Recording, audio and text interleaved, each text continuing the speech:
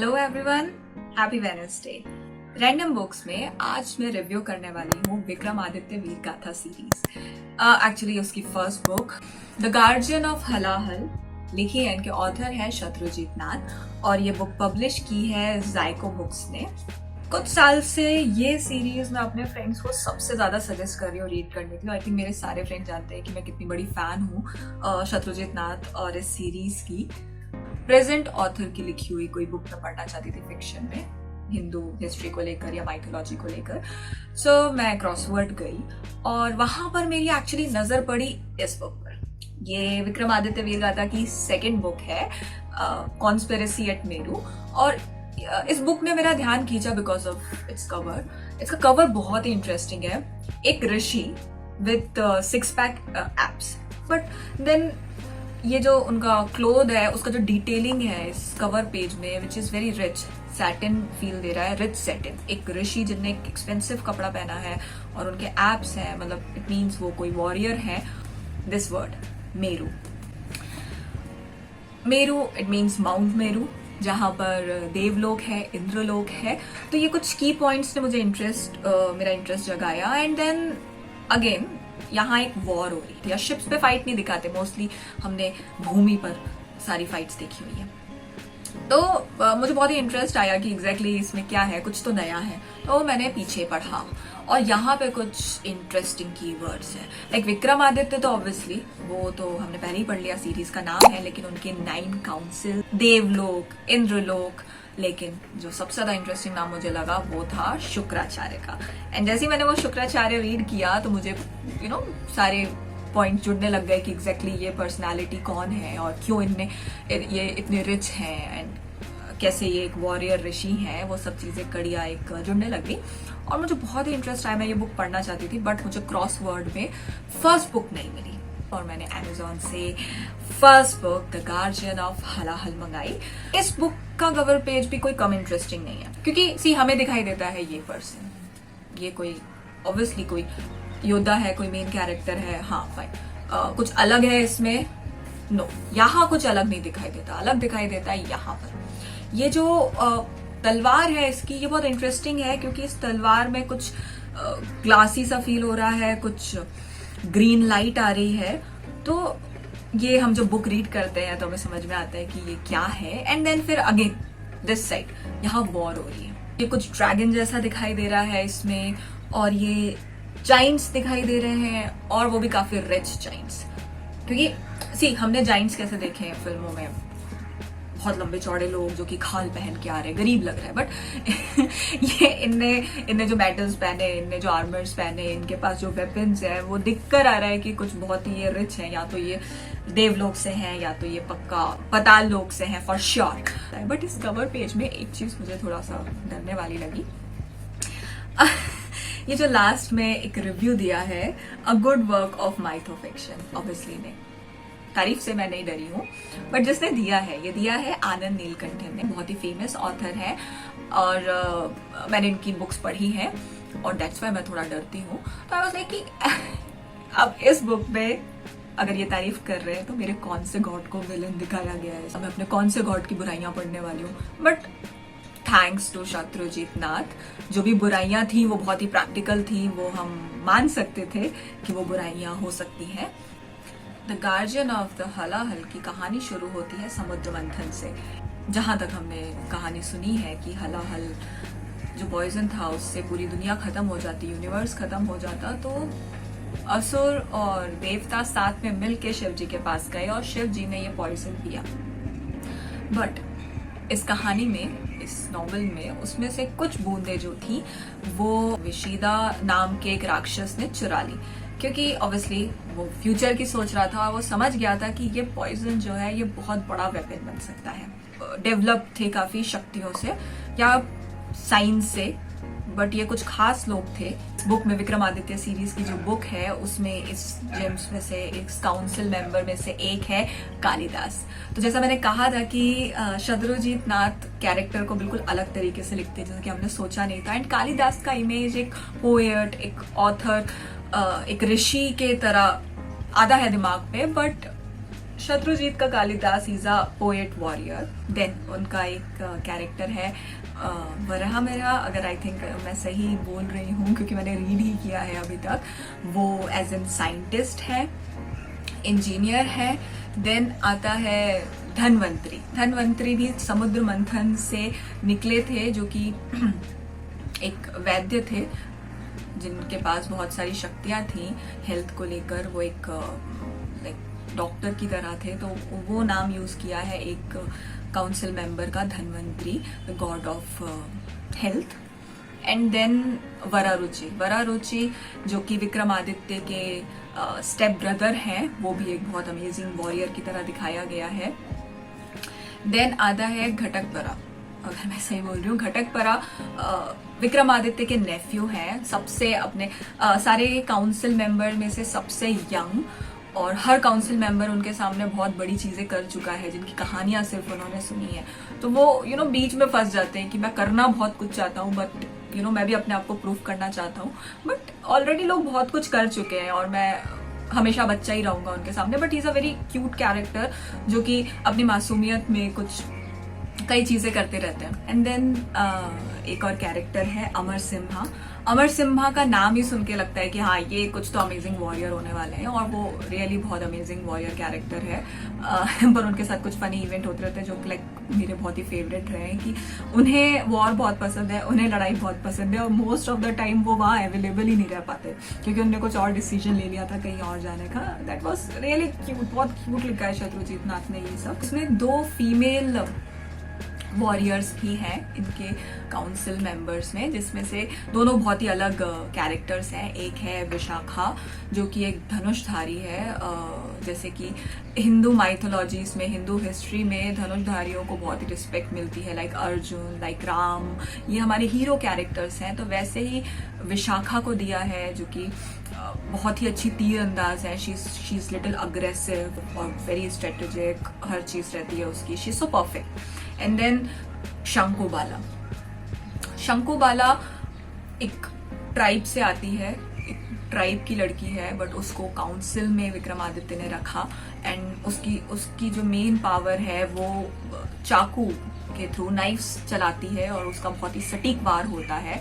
And she is very smart, she is mature, एक बहुत ही mature, कम बोलना, अपने काम पे ध्यान देना, सही बात करना, इस तरीके का कैरेक्टर है शंकुबाला का। तो ये तो हो गए विक्रमादित्य के 9 काउंसिल मेंबर। इसके अलावा भी इस बुक में बहुत अमेजिंग कैरेक्टर्स हैं, बट अभी तक बात ये है कि विक्रमादित्य, इनकी जो हिस्ट्री है, ये लोग विक्रमादित्य जब महाराजा बने हैं, सम्राट बने हैं एक्चुअली, तो उस समय पे हिंदुस्तान में, हिंदुवर्ता लिखा है इस बुक में, वहां पर हुना और साकाज का अटैक होता रहा है। हमने अगर आप हिस्ट्री पढ़ोगे, इंडियन हिस्ट्री पढ़ोगे, तो ये नाम जो है हुना साकाज आपको मिलेंगे, जो कि विक्रमादित्य के टाइम पे इनने वॉर की थी। इन्हें कुछ टाइम के लिए, अगर आप एक्चुअल हिस्ट्री में जाओगे तो कुछ टाइम के लिए इनने हथिया भी लिया था वो जमीन, एंड देन उनको खदेड़ दिया गया, वहां से निकाल दिया गया हिंदुस्तान से। सो वैसे ही स्टोरी में है कि सारे राज्य मिलके आए। कुछ समय पहले की बात है कि विक्रमादित्य के फादर के समय की बात है कि हुना और साकाज ने उनपे वार किया, उनपे युद्ध किया उनके साथ, और बहुत ही खराब समय वो निकला जैसे कि युद्ध का होता है, और उन्हें खदेड़ दिया गया, उन्हें वापस डेजर्ट में भेज दिया गया।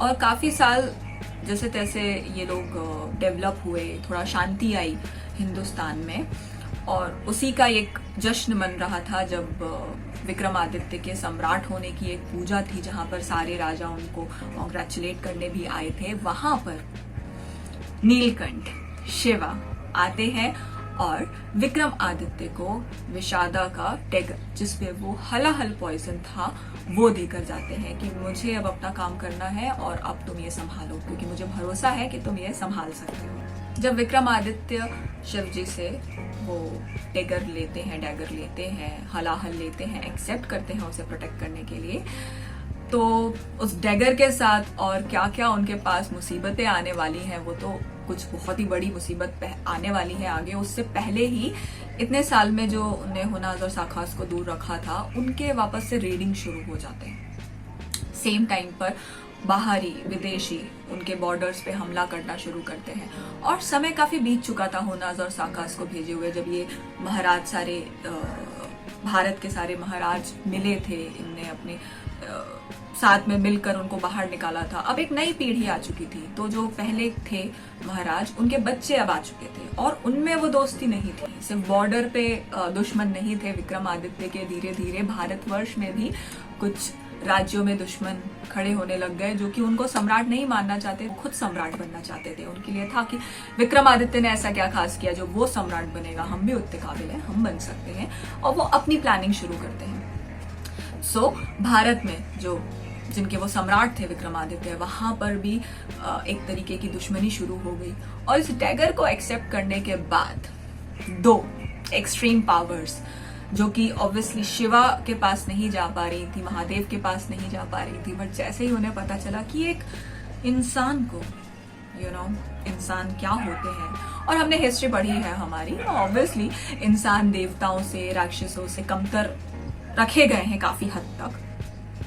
सो एक इंसान के पास वो डैगर है, तो ऑब्वियसली वो होनी तो नहीं चाहिए, वो या तो पताल में होनी चाहिए या तो देवलोक में होनी चाहिए। तो देवलोक के राजा इंद्र, इंद्र के बारे में सबने ही सुना है कुछ ना कुछ, और इंद्र की कहानियां सुनी है कि he is kind of very insecure person, और वो कई तरीके की उन्हें वॉर करी है, उन्हें ऋषियों को डिस्ट्रैक्ट करने के लिए अप्सराएं भेजी है, वो खुद गए कभी कभार ऋषियों को डिस्ट्रैक्ट करने के लिए उनकी वाइफ्स के साथ। सो इंद्र का कैरेक्टर हमेशा हमने एक स्ट्रॉन्ग बट इनसिक्योर पर्सन की तरह देखा है। तो ऑब्वियसली अगर देवलोक की बात है, तो इंद्र जब जानेंगे कि दुनिया का सबसे बड़ा वेपन एक ह्यूमन के पास है, और वो ह्यूमंस को क्या समझते रहे, ये तो हमने स्टोरी में देखा भी है कि यार इतना खास हमने कभी समझा नहीं है। तो एक ह्यूमन के पास वो डैगर है, ऑब्वियसली उन्हें वो चाहिए होगा। एंड देन पताल लोक में, जहां पर एक राक्षस ने ही वो अकल लगाई थी, उस पॉइजन को बचाया था, वो फ्यूचरिस्टिक था इतना, तो ऑब्वियसली बाकी राक्षस भी कोई बेवकूफ तो होंगे नहीं। और उनके गुरु कौन है? उनके गुरु है शुक्राचार्य। वो शुक्राचार्य, कोई किसी राक्षस की रिस्पेक्ट करे ना करे, बट शुक्राचार्य की हमारी हिस्ट्री में बहुत रिस्पेक्ट है। और वो क्यों नहीं चाहेंगे कि उनके पास देवलोक से के साथ लड़ने के लिए एक स्ट्रॉन्ग वेपन हो?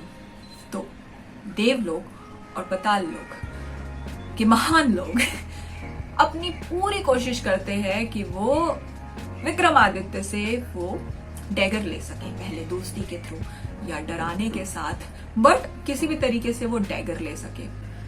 अब जैसे ही मैंने बोला कि कम आर्कलियाइट मीन्स रिवील हो जाता है कि विक्रमादित्य कोई स्ट्रॉन्ग है, काफी स्ट्रॉन्ग है। सो वैसे ही शत्रुजीत नाथ ने काफी शक्तियां, नॉट लाइक कोई मैजिक उन्हें दिया है विक्रमादित्य को, बट जैसा कि मैंने आपको पहले ही कवर में एक सॉर्ड दिखाई थी, एक तलवार दिखाई थी।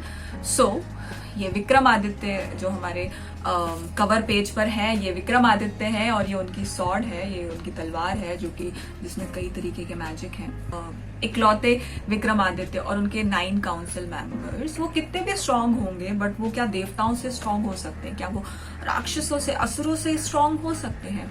ये एक सवाल है। और साथ ही जब उनके बॉर्डर पे भी अटैक हो रहा है, उनपे देश में एक उनके विरोध में काम चल रहा है, उनके सपोर्ट में नहीं, कहीं ना कहीं उनकी सैनिक शक्ति को कम कर दिया गया है। शत्रुजीत नाथ का जो राइटिंग स्टाइल मैंने इस सीरीज में देखा है, वो बहुत ही हाई पेस है। ओके, सो इसमें ऐसा नहीं है कि कुछ चीज को खींचा जा रहा है, हर चीज परफेक्टली प्लेस्ड है। आपको as an action lover, as an war lover, आपको बहुत ही मजा आने वाला है, क्योंकि थोड़ी थोड़ी देर में इसमें इस तरीके के अटैक्स हैं जिनमें कोई और इवन सिमिलैरिटीज भी नहीं है कि हाँ एक अटैक हुआ तो सेकंड वाले में कुछ सेम होगा, नहीं। हर तरह के देवता कुछ अलग हैं, हर तरह के असुर कुछ अलग हैं। उस पे जिस तरीके से इनके विक्रमादित्य या 9 उनके काउंसिल बचा रहे हैं, उनकी ताकत, उनकी स्ट्रैटेजीज अलग है। तो हर जो वॉर होती है वो बहुत ही इंटरेस्टिंग, कुछ नया होता है। सिर्फ ये बात सिर्फ फर्स्ट बुक में नहीं है, ये कंटिन्यूसली हर बुक में है। तो इसमें काफी वॉर है, आप कोई पेज स्किप नहीं कर सकते इसमें कि सेम चीजें नहीं है, नो। इस सेम बुक में कई तरीके की वॉर्स हैं, और पूरी 4 बुक्स में वॉर काफी है। ओके, काफी अटैक होते हैं, बहुत सारे अटैक होते हैं विक्रमादित्य पे और किस तरीके से वो मैनेज करते हैं, पर हर वॉर कुछ अलग है, कुछ इंटरेस्टिंग है। सारे लोग एक जगह एक साथ इकट्ठा नहीं होते यहाँ पे। क्या विक्रमादित्य वीरगाथा सीरीज में कई सारे राज्य हैं, कई सारे अटैकर्स हैं, देवलोक है, इंद्रलोक है, मतलब पताल लोक है, इतने सारे कैरेक्टर्स हैं, इतनी सारी प्लेसमेंट्स हैं, उनको हर काउंसिल मेंबर को किस समय कहाँ पर प्लेस करना है, विक्रमादित्य को कहाँ किस समय होना है, देवलोक में क्या चल रहा है, पताल लोक में क्या चल रहा है, इनके राज्य में इंटरनल जो कन्फ्लिक्ट है वहां क्या चल रहा है, वो और कुछ राजा उससे डील कर रहे हैं, उन्हें उन कन्फ्लिक्ट्स को रोकने की कोशिश कर रहे हैं, वो कैसे कर रहे हैं, ये सब चीजें बहुत ही हाई पेस स्टोरी है।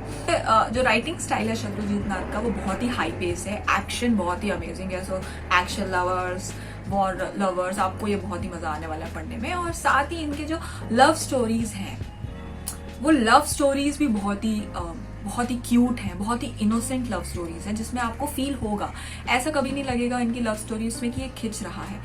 ऐसा भी होता है कि लॉन्ग होती हैं लव स्टोरीज और अच्छी भी लग रही होती है, बट उसमें काफी एलिमेंट्स होते हैं, बट इसमें एक बहुत ही इनोसेंट क्यूट लव दिखाया गया है। हर कैरेक्टर जिनकी भी लव स्टोरी है इसमें वो बहुत ही क्यूट, बहुत ही इनोसेंट लव स्टोरीज हैं। वो पढ़ के जितनी भी देर वो आप उसे रीड करते हो, जितने भी पेजेस उन्हें दिए गए हैं, वो कंप्लीट है और लगता है कि हमें और यही चीज तो अच्छी लगती है कि हमें लगता है कि वो और पढ़ने के लिए मिलना चाहिए था या कुछ और डिटेलिंग आनी चाहिए थी, बट नहीं, जितना भी है वो बहुत बहुत प्यारा है। साथ में इसमें इवन जो मैं मेंशन करना भूल गई कि घर के इंटरनल कन्फ्लिक्ट्स भी हैं इसमें, सिर्फ ये नहीं कि बाहर हो रहे हैं। तो विक्रमादित्य के साथ काफी सारे कन्फ्लिक्ट्स क्रिएट करते हैं शत्रुजीत नाथ, जो ऑथर है वो ऑब्वियसली, जितने कन्फ्लिक्ट उतना ही मजा। तो बहुत सारे कन्फ्लिक्ट्स हैं, बहुत सारी ट्विस्ट हैं और बहुत ही अमेजिंग ट्विस्ट हैं, उनके कंक्लूजन बहुत प्यारे हैं। उनका जो विजन है इस सीरीज का, जो इस सीरीज में मतलब लाइक फर्स्ट बुक की अगर मैं बात कर रही हूँ, जो विजन है बहुत ही एपिक है, बहुत ही लार्ज स्केल पे है। तो मुझे तो ये बुक रीड करने में बहुत ही मजा आया है। आप भी रीड करिए और कमेंट बॉक्स में मुझे बताइए कि ये बुक आपको कैसी लगी। इवन ये भी बताइए कि आपको मेरा रिव्यू कैसा लगा। अगर आपको पसंद आया हो तो प्लीज वीडियो को लाइक कीजिए, सेरेन को सब्सक्राइब कीजिए। मेरा नाम मिताली सिंह बघेल है और नेक्स्ट वेडनेसडे को मैं इसकी सेकेंड बुक के साथ आती हूँ, सेकेंड बुक के रिव्यू के साथ मैं आपसे मिलती हूँ। तब तक के लिए प्लीज टेक केयर, सावधानी से रहिए और अपना ध्यान रखिए।